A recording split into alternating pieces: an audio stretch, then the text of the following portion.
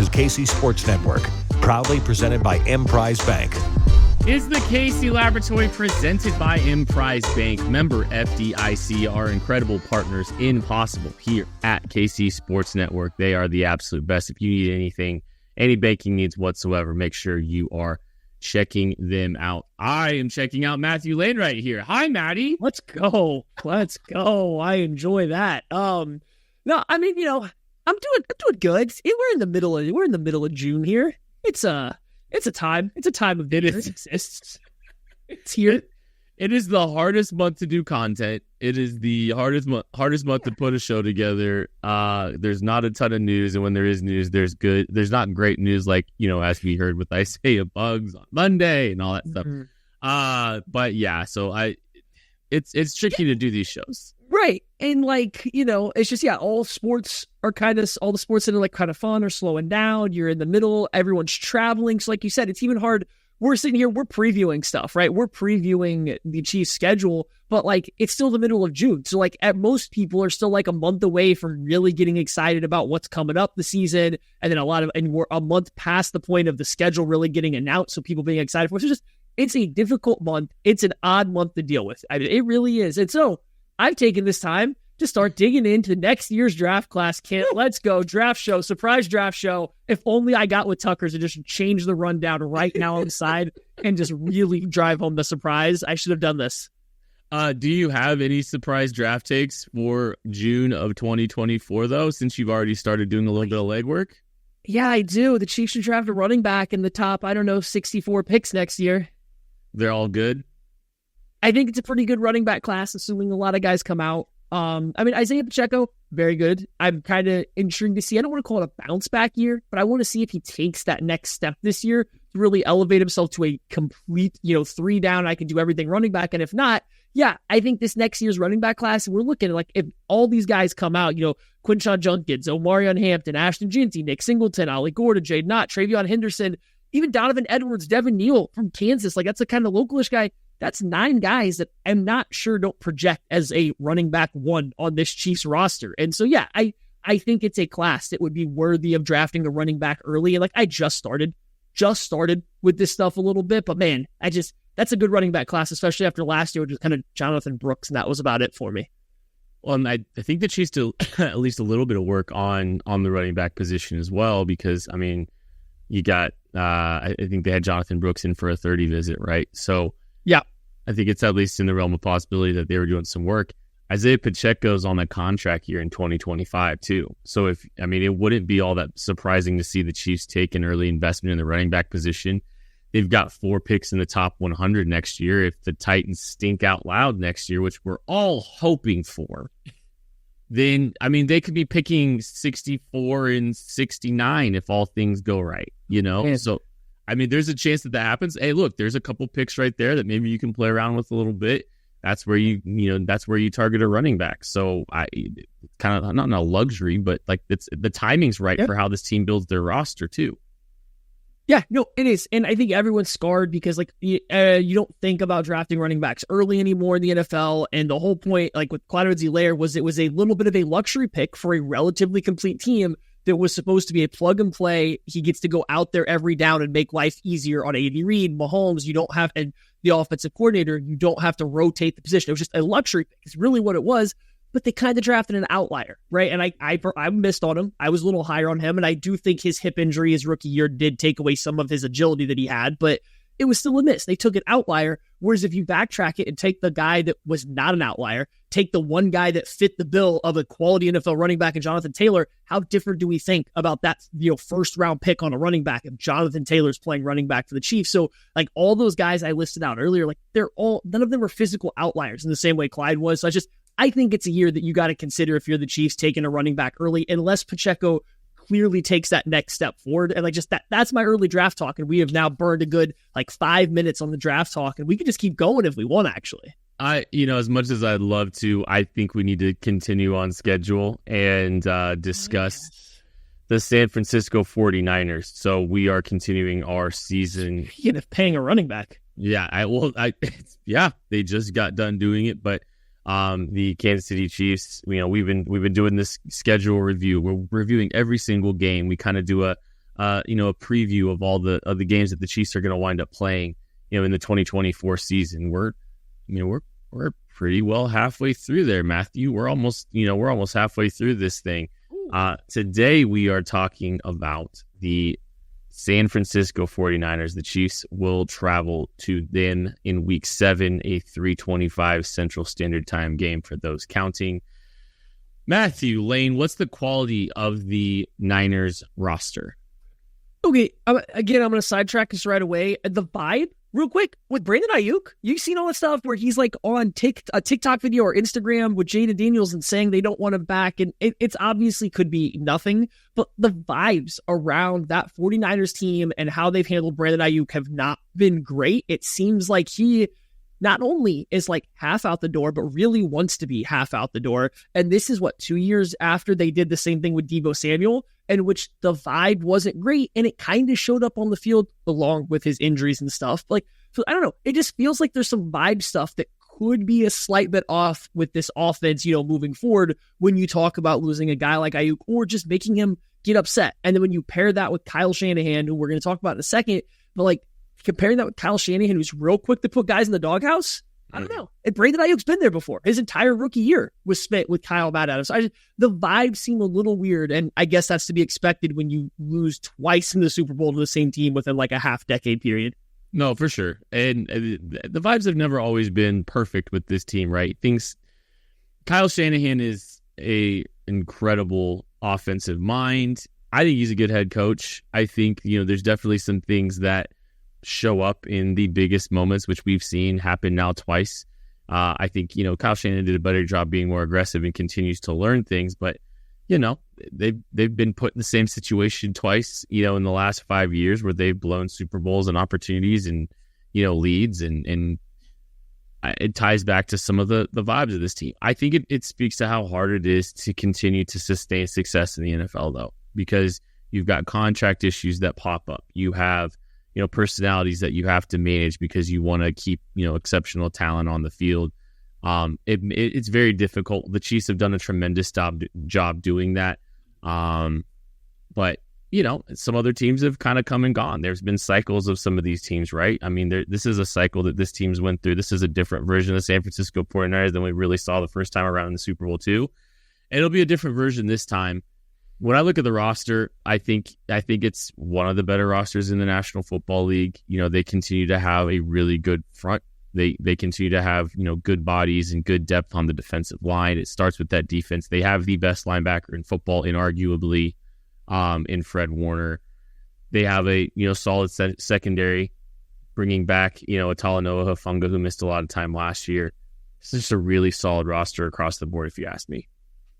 Yeah, it's really hard to poke holes in what this roster is going to be. When you start looking at there's no obvious that's a massive hole. That's where this team's going to be exploited. They're pretty solid across the board. We can futz around a little bit and poke holes in the offensive line, essentially anywhere but Trent Williams. I guess Aaron Banks is solid at left guard, but from center to right tackle, they range from to okay, and I know they drafted Dominic Pooney that maybe can sort in somewhere, probably at right guard seems to be a spot. I don't know if that's a guy that's massively swinging what you think of this offensive line, but outside the offensive line, where are you finding holes? One of their bigger issues, the only real issue they had on defense was at the cornerback spot because Lenore had to play outside and inside. He's clearly better on the inside. He gets to stay there now because they added some a rookie, one young guy in the draft. They went out, they fill all their holes. They have this good team. Any unrestricted free agent they lost, like a Chase Young, they come in and they replace him with another veteran that can fill the same role. So it's hard. Brock Purdy makes no money. It's hard to find holes in this team. They have a wide receiver one who's technically still on a rookie deal. It's hard to poke holes in a team that gets to spend that little of cash on two very important positions, and they've done a great job maximizing it, I think, top to bottom. It just comes down to, in the biggest moments, is Brock Purdy good enough to get them over that hump, get the rest of this roster there, because he's clearly not an elite quarterback, and that's kind of what everything pivots on. So the roster stacked because they have Purdy, but that's also their shortcomings or because they have Purdy. So it's an interesting dichotomy there. Yeah, they've always, done a pretty good job of, they've never really had I don't think they've ever really had an overly expensive quarterback from a, cap space perspective. They definitely hamstrung themselves a little bit with the investment that they tried to make in Trey Lance that didn't materialize. But they've rebounded nicely from that. Still have been able to maintain a really good roster that didn't destroy them, which is really impressive. Well, and they traded a good bit for Christian McCaffrey too. It's not like they got him for absolutely nothing. It was a pretty decent trade. So they got, now he's obviously panned out for them, right? Like he's been massive for them. I don't want to understate that, but they sent a lot of draft picks out. They weren't adding young talent to this team at the same rate as a lot of other teams because of the trade for Trey Lance. It doesn't work out because they did go trade so much for Christian McCaffrey after also spending 4 straight day 2 picks on running backs the previous couple years. So they've burned draft picks like crazy, but they've hit so big on the Fred Warners, on the Ayuks. Brock Purdy's a massive. They just had hits in all the right spots, which have allowed them to do that. For sure. And also the coaching staff. What do you think the quality of this coaching staff is, Matt? It's good. It's a good coaching staff. Kyle Shanahan's really good. I think he's got some issues, and I'm going to talk about, we're going to get to them in a second. He's good. I think they brought in Nick Swanson to be the defensive coordinator now. They're trying to get a little bit less stagnant, and they're going to get back to, I think, something that Kyle feels more comfortable with. It's all going to boil down to this, actually. I don't need to talk about any coordinators, any positional coaches. This is Kyle Shanahan's show. This is what Kyle Shanahan says, what Kyle Shanahan gets. He hated that he had a defensive coordinator that did stuff that wasn't what he thought was right. He can't just get his hands off and let his defensive coordinator go. And I'm not saying that it's been perfect over the years, but when you constantly have an overdramatic and overreactive head coach constantly looking over your shoulder on the side of the ball that he knows less about than you probably do, it probably gets a little difficult to coach that team. So we'll have to see how it works out this year. But for as great as Kyle Shanahan is, I think he adds a lot of pressure to the rest of this team, the coaches, the players, everybody, to do it Kyle's way. And when it's not working, that gets difficult. And I think that's kind of led to a lot of issues that they have had in the biggest moments in the playoffs over the past couple of years. Oh, for sure. Kyle's way is something that gets you in the top 5 of the National Football League as far as head coaches are concerned. The problem is he's not been able to get over that hump and kind of climb that mountaintop, right? He's not been able to, in some ways, get out of his way. His first Super Bowl, some of his conservative nature kind of screwed some things up there.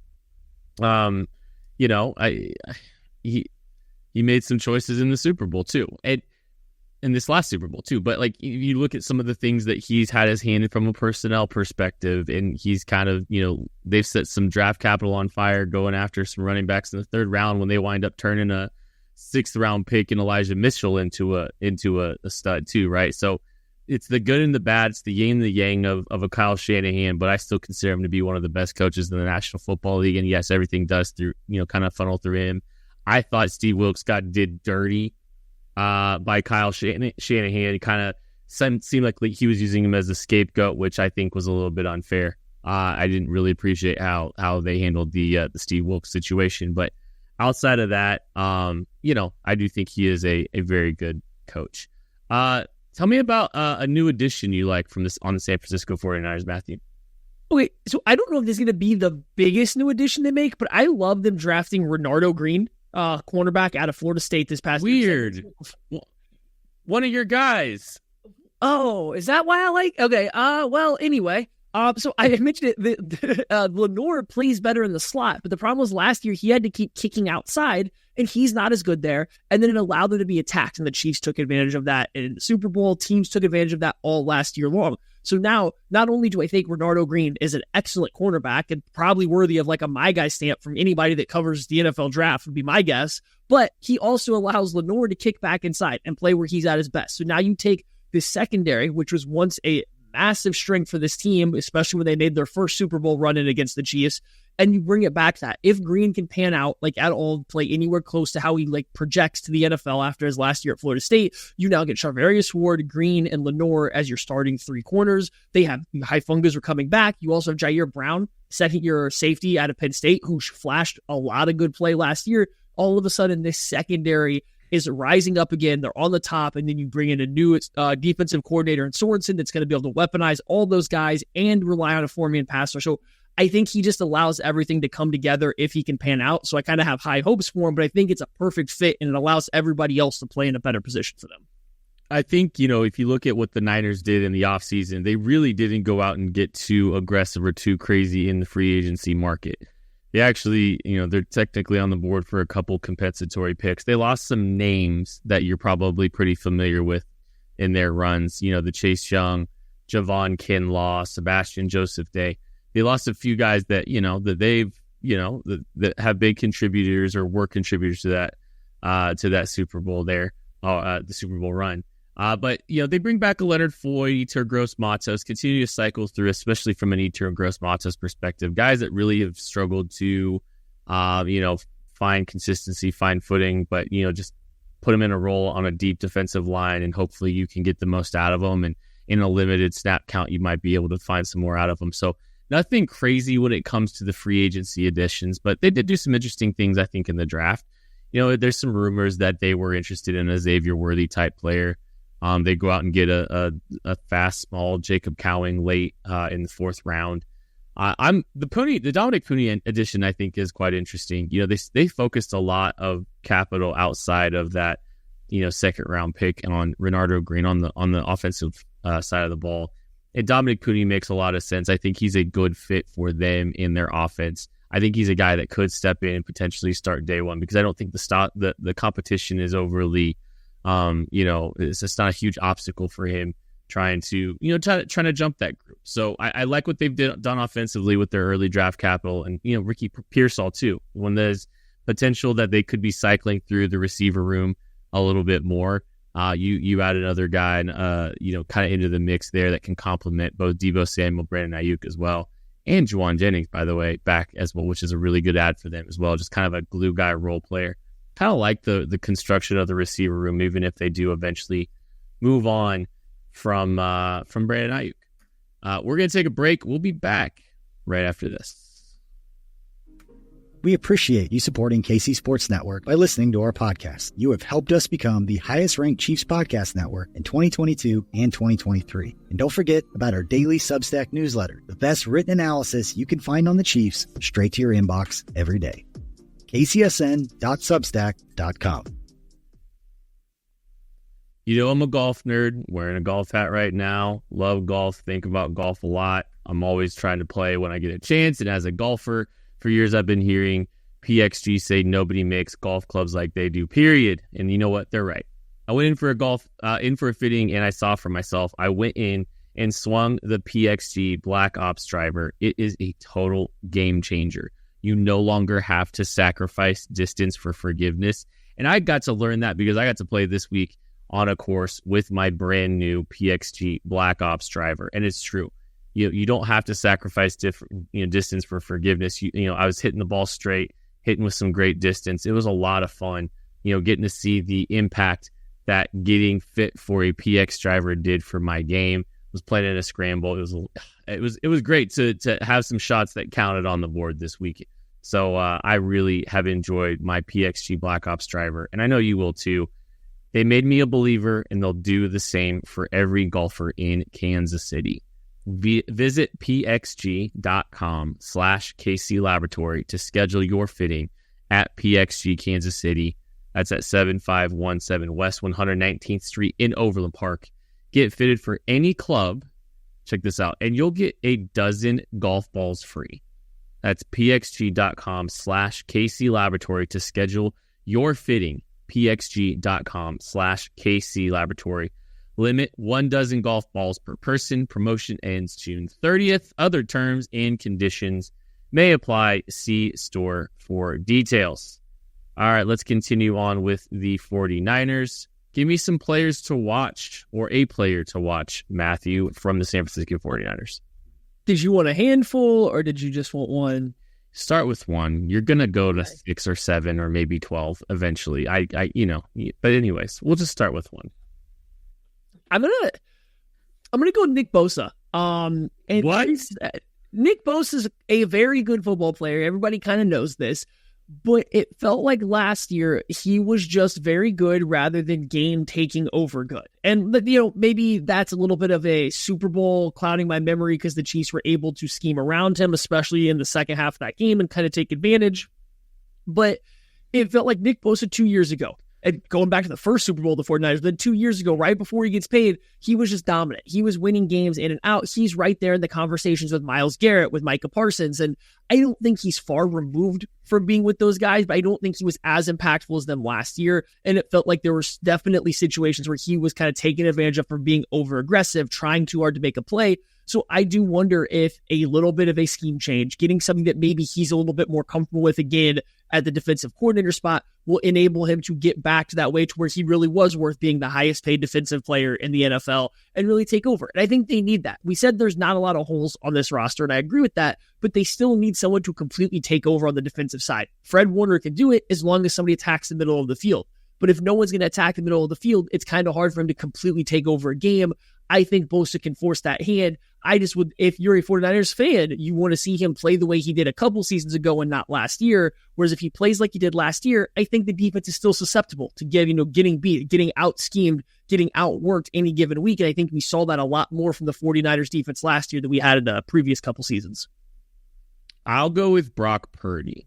And this is, I know, we're going just the two most important players on the Niners, but I think when you're looking at the Niners, and we've had this conversation a little bit as we've been going through all this, it's can they get over the hump? How can they get over the hump? It's not just how can they beat the Chiefs in the regular season. It's how can they, get over the hump and make it, and win a Super Bowl despite having, with all this talent and, all the good things that they do during the regular season, how dominant they'll look heading into the NFC Championship game, into the NFC Championship game and into the Super Bowl.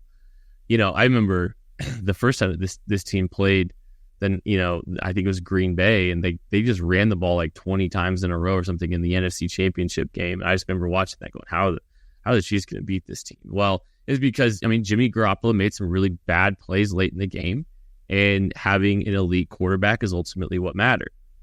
And I think it's the same thing for the San Francisco 49ers. There's not a ton of barometer opportunities for this team to measure against an elite quarterback. And I think this is a huge year for Brock Purdy because he's eligible for an extension after the completion of the 2024 season. That's 3 years in. You can start looking and negotiating a contract extension if you so chooses. And if the Niners want to do that as well. I think, this is a barometer game for them to continue to see, like, what can we put on this guy's plate? Can he make the kind of plays that are going to help us get over the hump? Is he going to be able to help us achieve what we're trying to, ultimately do? And Kyle Shanahan seems to love him, but, Brock Purdy, there was a couple moments where he needed to, maintain his consistency in the Super Bowl. He wasn't able to do that. And he did some really good things. I came away impressed with, him to a large degree, but it wasn't enough. So, do the Niners look at this as an opportunity for, him to, add a pelt to his wall if he's able to go beat Mahomes in the Kansas City Chiefs in the regular season? This matters. I think this matters for a guy like Brock Purdy, maybe more than it would for other teams. So, do you have any other players to watch? I know you might have a few, but I just wanted to. No, I think we nailed the big one. Like, we nailed the overarching theme of the 49ers, right? Like, yeah, we can talk about all the weapons they have and all these very good, excellent role players, not even just role players, just good players across the board. And we kind of have been alluding to that. But I think at the end of the day, this team comes down to they're going to be in situations where Brock Purdy's going to have to make a play or someone on the defense is going to have to make a play. And I think Nick Bosa is the guy they pay to do that. Always going to shout out Fred Warner in that awesome moment. But they need guys to make plays when it matters. They are good enough to be in those spots every single game, Super Bowl, championship game, playoff game, whatever it is, they're going to be there and they're going to have a chance to make plays. It's going to be on Brock Purdy, Nick Bosa. Those are the guys that kind of have to do it. And there's no doubt they're going to be there. I don't, that make a Chiefs thing, but you look at the Chiefs roster top to bottom, I think it's very good. But if you ignore the Patrick Mahomes aspect of it all, you can be there might be a game where they're just not there. There could be a game where everyone's a little off and they maybe have a really bad matchup because of X, Y, or Z. But the Patrick Mahomes aspect changes all that. But they might have a bad matchup. The 49ers team doesn't have a bad matchup. They're going to be in every single big game ever, and it's just up to Brock Purdy or somebody on defense to make those plays at all times. That's, I think, why those are the best two players to watch. All right, the overarching question, how does this team beat the Chiefs, Matthew? just said it. They make the plays when they get there, right? They get to that fourth down and they don't overthink it and they don't blow a couple protection assignments, or Brock Purdy doesn't look the wrong way and they complete it and they execute that down. On defense, Nick Bosa doesn't get caught getting sucked across trying to chase down the backside from the backside of his own run and let Patrick Mahomes get out in the 5. Like, they just execute what they do 95% of the time, and they are going to be in position to beat this team or beat the Chiefs unless the Chiefs are playing, an A+ game out of their mind. So this is probably one of the first ones that it's been like, oh yeah, it's not that hard to see how the 49ers beat the Chiefs. It's really pretty straightforward. They just play their brand of football. But at the end of the day, they're an NFC team playing the Chiefs in the regular season. This is where Andy Reid likes to test stuff out. This is where things get dicey. We saw it a couple years ago when the Chiefs actually unloaded stuff against the 49ers, kind of beat them pretty easily in one of Jimmy Garoppolo's last games for them, I believe. And so, that's where it gets a little scary for them. But the team is obviously good enough when the Chiefs aren't clicking on all cylinders. Yeah, I mean, I think it starts up front. If they just can't block, Joey Bosa. Like, if you look at, the toughest stretches, the games where the Chiefs have got behind, it's Joey Bosa, Nick Bosa. I do this all the time. Nick Bosa taking over the game.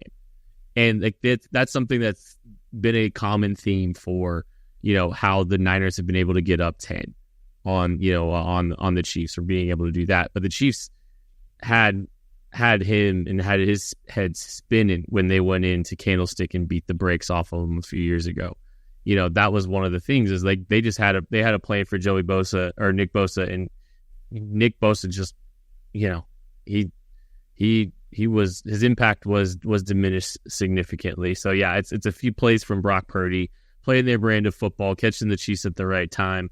But I don't think anybody is going to look at that game and go, hey, it's a matter, the hurdle's been cleared. We've seen this so many times, right? We've seen this so many times that, the Chiefs have, had an opportunity to play against a team that wants revenge on them.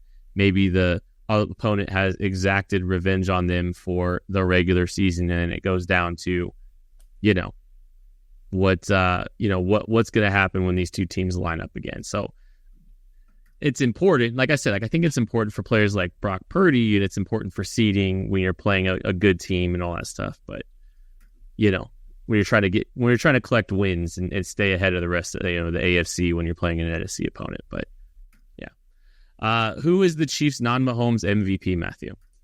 Oh, well, I mean, Travis Kelce's always a pretty good one to go with because he has big games all the time against good teams, but we're not doing that this year. We're not saying Travis Kelce this year. So I think that we are going to go with Isaiah Pacheco. We started the show talking a little bit about the running backs in the upcoming draft, and now I'm going to circle back to it. I think the 49ers are one of the teams, again, if they're playing well, that is going to make it hard for the Chiefs to throw the ball no matter what. Even if the Chiefs, receivers and Mahomes are on the same page, the 49ers still make it difficult to throw the ball if you can't make them be honest. And we saw this in the Super Bowl. We hope the Chiefs' passing offense is better than it was last year, but we saw it in the first half. The 49ers were just kind of selling out for the pass. They didn't respect the run, and it made it difficult. You have to play a little bit more balanced to get this against this team. Make guys like Javon Hargrave, Nick Bosa, this team that doesn't really have great run stuffers up in the front, make them defend the run a little bit. That's going to keep the linebackers closer. It's going to open up more space intermediate. So I think Pacheco needs to kind of have a big game here. Part of that's going to be on Andy Reid of getting him, enabling him in this game, getting him a lot of carries. But I think this is a game where he might have some good creases. He might have some space to run, especially early on, and he needs to put his stamp on this game. It has to be a little bit of a Pacheco game, and that trickles down and allows Patrick Mahomes and all the receivers to go out and do their thing and make plays once they force the 49ers to actually play the run. How about Trent McDuffie? He had such a great Super Bowl, and he was such a key player in the Chiefs, beating the Niners in the Super Bowl with some of the plays that he was able to make, carrying vertically down the field, making some plays in the flat. He's a guy that obviously will play inside and blitz from the slot and play in coverage in the slot. And the way that, the Niners like to play with, throwing a ball over the middle of the field in the intermediate area, that's a place that, Kyle Shanahan's always consistently been able to find a place to, find a way to get, open dig routes to whoever he feels like it on any given play, it feels like. But when you're talking about, guys that can operate in the slot, operate a little bit more in the middle of the field at times there, Trent McDuffie had his hands on the game the last time that these two teams played. I think he continues to have an impact on games like this. This is why he's one of the best cornerbacks in the National Football League. So give me Trent McDuffie for this one. Guess the line on this one, Matthew. What's the line on this? Yeah. Where's this game? It's at Candlestick, as I said at the very top of the show. I wasn't listening. Is it Kansas Levi? What happened? Is it not Levi's? Is Levi's done? Is I way out of touch with this? Yeah, you might be right. You might be right that it's whatever. So you were incorrect. You led on the road. We know it's on the road. That's what we know. Okay. Niners by 2.5. I was gonna guess somewhere around Niners, like 1.5, 2.5. I don't think there's a line out yet, so I don't know if there's an official one. Did you search for a line not at the Candlestick but at Levi Stadium? I did do that. I did that as well. So that's unfortunate, but I'm gonna say 1.5. I think the line's like Niners minus 1.5. I think it would be a very tight line. I think the Niners will be slightly favored. I could see it getting pushed up to 2.5 pretty easily too. But I think it depends on where the teams are when they meet, right? If the Chiefs are going through some like, hey, we have new guys and we've dropped 2 or 3 games by this point, yeah, they're probably going to be a bigger dog than what they are now, especially if the 49ers are rolling. But if the Chiefs come out and they're undefeated at this point in time, it'd be really hard to make the defending Super Bowl champions that are undefeated or even like one close loss a dog versus anybody in the NFL, even a game on the road at not Candlestick but Levi Stadium. I think the good thing for the Chiefs in this scenario too is they will be fresh off the bye week as well. So you've got the Andy Reid bump there from that perspective as well. So. Man, we made it this far without even talking about the Andy Reid off the bye week. I know. Well, June, baby. It's peak June. I'm sure we will talk about this game during the bye week next here during the season. I'm sure we'll be talking about the Andy Reid effect fresh off a bye as well. Hopefully all things are good at this point in the season and the Chiefs are 5-0 heading in to San Francisco to play the Niners. That is going to do it for this episode of the KC Laboratory. Thank you all so much for listening, watching, supporting KCSN. We appreciate you. We love you. We'll catch you later. Kent at the Candlestick in 1942.